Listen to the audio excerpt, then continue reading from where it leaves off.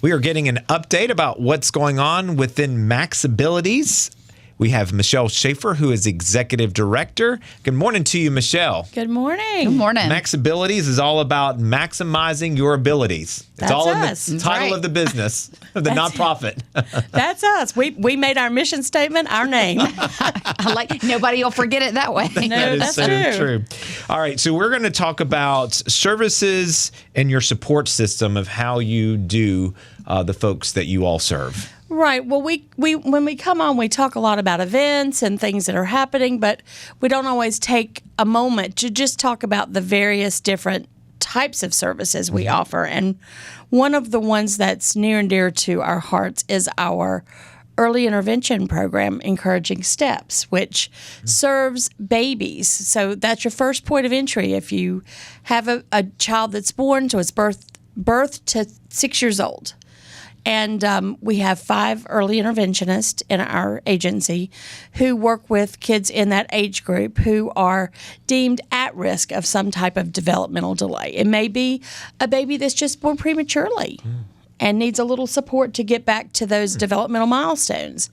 Or it might be a child that has, like Down syndrome or some other type of issue where we know that they're going to need a little bit more intensive supports in those first 3 years of life, which is where you grow the fastest. It's been proven that that's the most prolific time of learning for everybody. So we want to maximize how far a child can go in that period of time.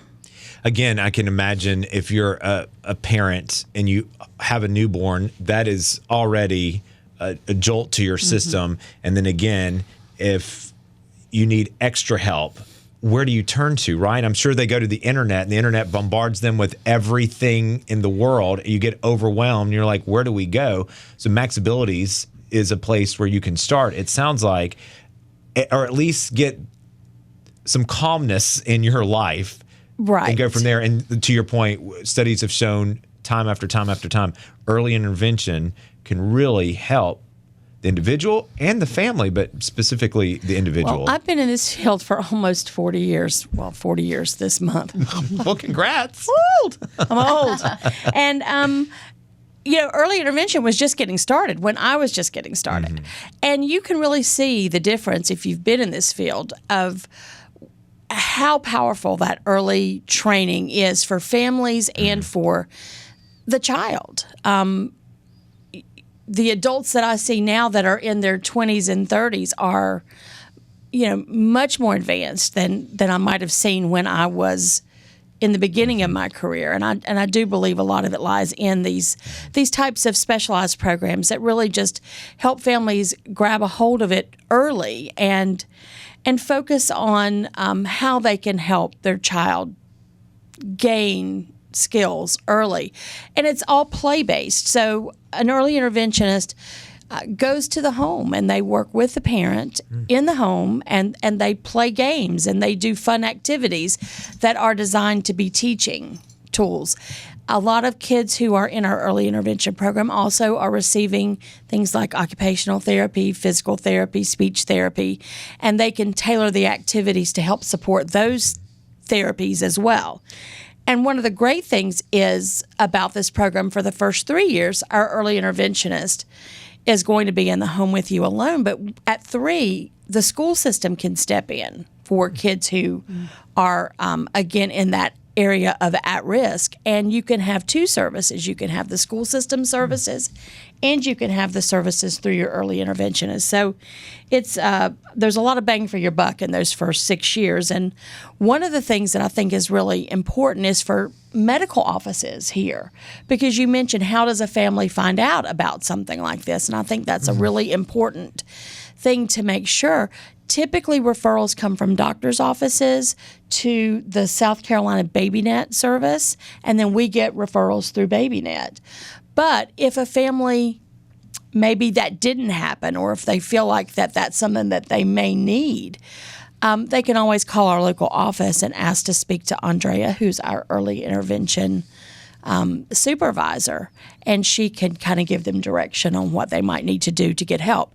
And the early interventionist also serves as the case manager for this family. So again, case managers help you find services in your local community that will benefit you. And they help you as you transition your child into the education system.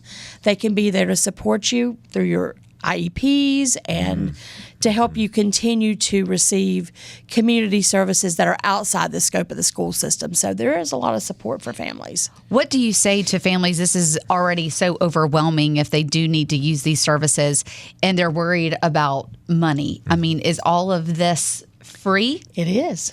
It's great. All of these programs. program you This just is described? funded through this. This is a Wow. state service. So Okay. Holy smoke. this is just something they just have to get Yeah. linked up. They have to Okay. It's qualify amazing. for it. And then they're not paying out of pocket for these things. That's fantastic, Michelle. So again, they're either referred by their caregiver to MaxAbilities, or sometimes people just pick up the phone and talk to you person to person. There's a referral portal Okay. through BabyNet. But again, if they don't know how to get there themselves, we can help them get to the Got place it. Gosh. that they need to get that approval for services. And then once they're approved for services, then they can choose whatever provider they want to provide that service. There are more than just us Right. in this county, which is great. That is great. We're speaking with Michelle Schaefer. She is with MaxAbilities of York County. You've got an art camp that's coming up next week. So what do folks need to do if they want to take part in this? Well, they can call our main office, 628-5999, and ask for Tanya. She will sign you up.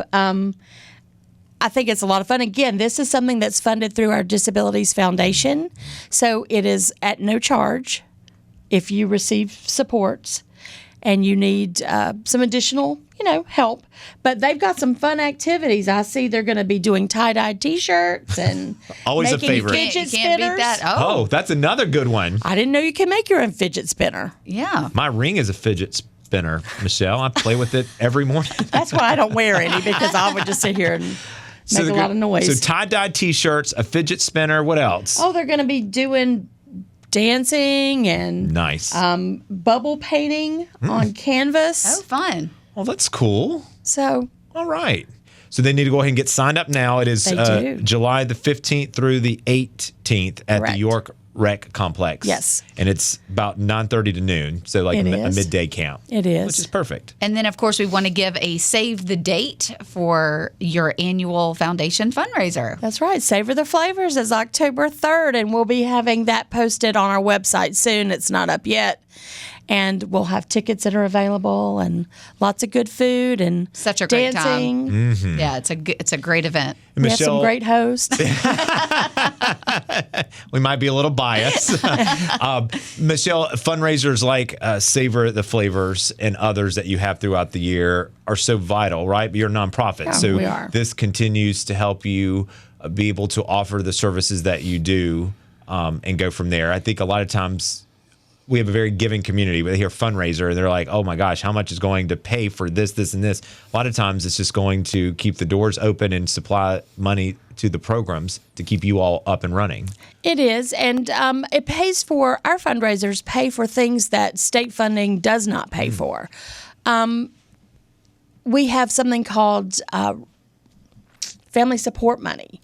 And, it may be that a family has a financial hardship and they can't pay for a broken tooth or to go to the dentist or, things like that. So they can put an application in and get funds to help get them over the hump. We use the money for needs for folks in our residential program that maybe they don't have any means to pay for, clothes and those kinds of things. It's just various things that come up that is not funded. And without things like this, there would be needs that we would not have any ability to meet. Well, we appreciate the update from MaxAbilities here in York County. Check them out. Michelle, great to catch up with you, friend. Thanks so much.